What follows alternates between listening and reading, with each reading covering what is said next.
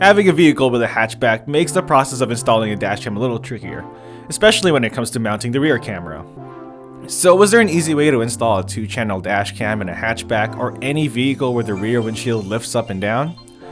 Today, we will show you how to do so with this 2018 BMW 430i Gran Coupe.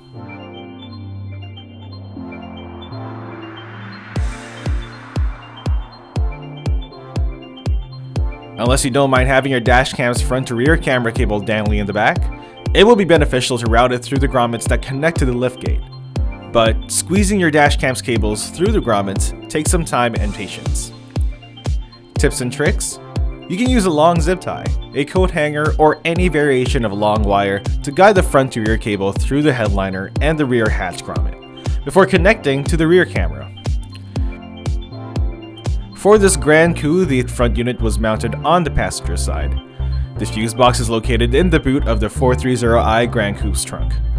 So you'll need an extended hardwiring kit to be able to connect the F200 front unit. Our installer ran the wiring along the headliner on the passenger side, all the way to the front unit.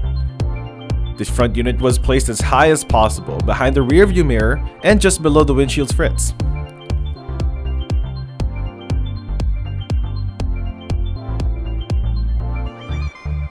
Thanks for watching. You can find more information, including a step-by-step guide on how to install dash cams on our website. If you need more assistance, feel free to reach out to us in the comments below, or email or call us and we will gladly help you out.